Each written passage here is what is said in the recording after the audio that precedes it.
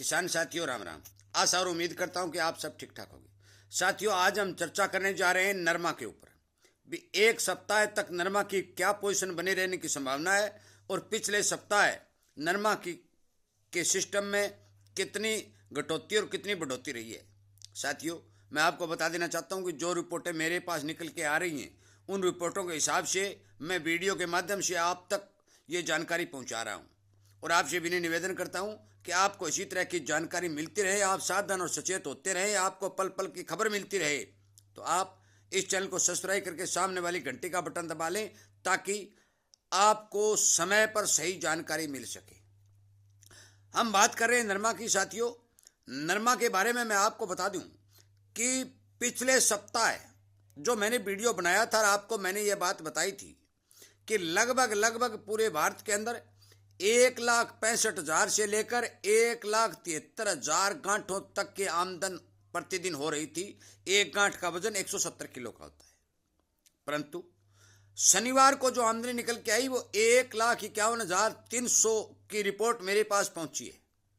इसका मतलब ये है कि इतनी गांठों का जो आवक है वो मंडियों में घटी है, जिसमें राजस्थान और पंजाब, हरियाणा और पंजाब दोनों की ही आमदनी 16,000 गांठ की कल की शनिवार की मैं बता रहा हूं। साथियों, मैं आपको बता देना चाहता हूं कि दक्षिणी भारत के अंदर गुजरात, मध्य प्रदेश और महाराष्ट्र के अंदर कॉटन के भाव बिल्कुल शिथिल बन चुके हैं। परंतु उत्तर भारत की मंडियों के अंदर नरमा के भाव में 100-200 रुपए की बढ़ोतरी पिछले सप्ताह देखी गई है।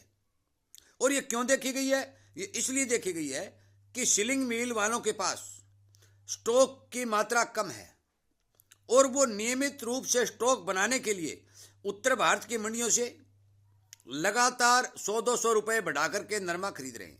मैंने ये जानकारी आपको बताई दी कि साथ में सरकारी खरीद लगातार चल रही है और लगभग 30 लाख गांठ के लगभग सरकार खरीद जरूर करेगी, जिसमें कोई दो राय नहीं है।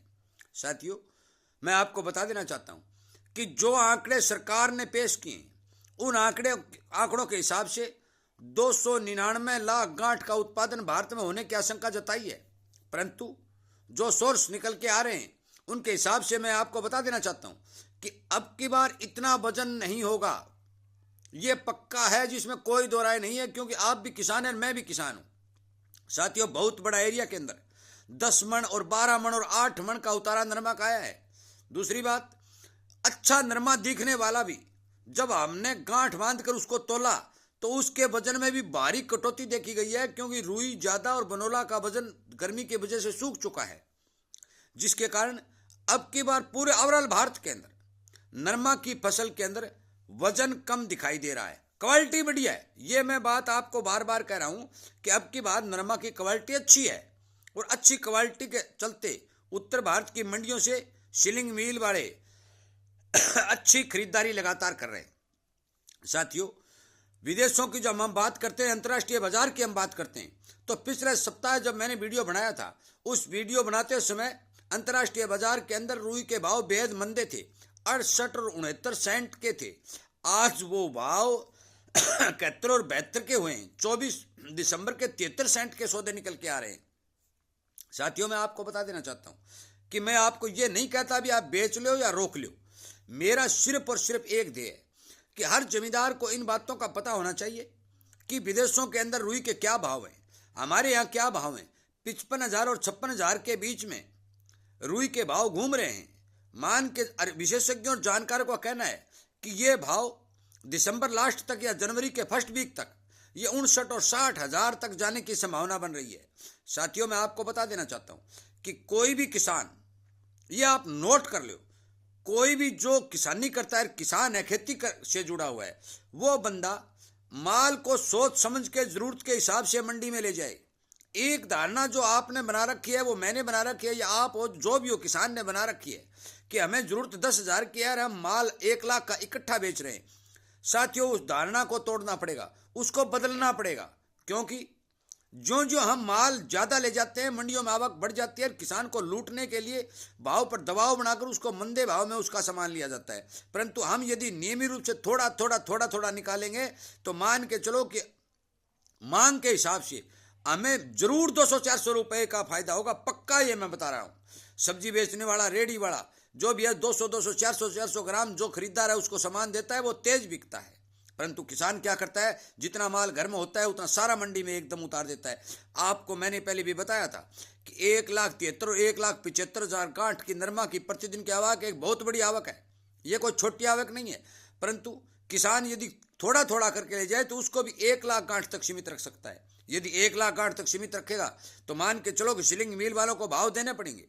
माल कोई चोरी नहीं होता, माल कोई खराब नहीं होता। किसान का माल कभी किसी भी टाइम बेचा जा सकता है, उसे थोड़ा थोड़ा करके भी बेच सकते हैं। गांव में घूमने वाले व्यापारी 5 कुंटल और 7 कुंटल भी तोल लेते हैं, 10 कुंटल और 15 कुंटल भी तोल लेते हैं।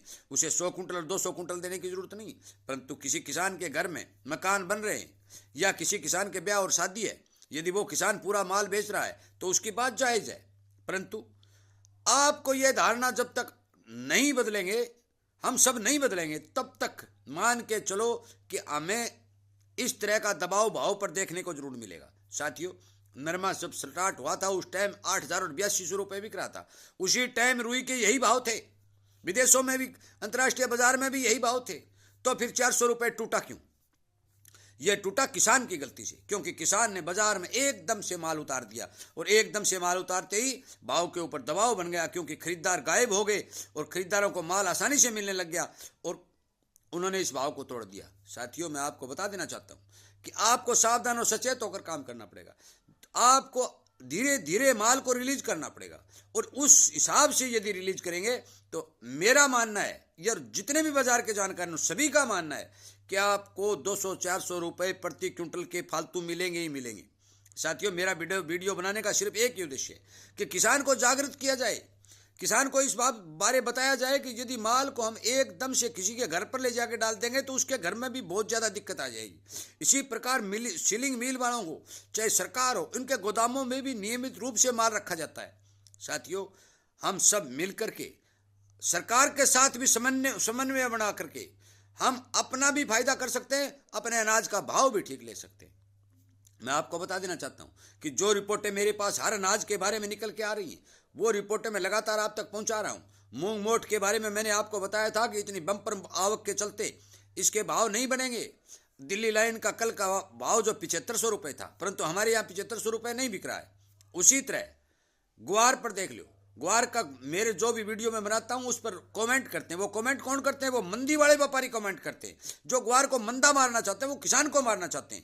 और वो चाहते हैं कि किसान हड़बड़ाहट में माल ले आए और हम डकेर के हमारे गोदामों में लगा लें, लगाने के बाद हम उसमें मुनाफा कमा लें। साथियों, किसान पैदा करने वाला है, अनाज पैदा करने वाला किसान है, और किसान से वस्तु खरीद करके, किसान से अनाज खरीद करके माल हड़पने वाले और कमाई करने वाले और लोग हैं। किसान को कुछ नहीं बचने वाला, किसान को कुछ दे ही नहीं रहे, और किसान से माल लेकर के और उस पर लाखों करोड़ों रुपए की कमाई की जा रही है। साथियों, मैं आपसे विनय निवेदन करता हूं कि ज़्यादा वीडियो लंबा नहीं बनाते हुए मेरा आपसे विनय निवेदन है कि मेरे इस वीडियो को जो किसान हित में बनाए जा रहे हैं, किसान की आवाज़ उठाई जा रही है। मैं ज़मीन से जुड़ा हुआ किसानों को पैसे कमाने के लिए या हेली बंगले बनाने के लिए मैंने चैनल नहीं बनाया है। मैंने इसीलिए बनाया है कि किसान को हर बात का पता होना चाहिए कि हमारे साथ आज हो क्या रहा है।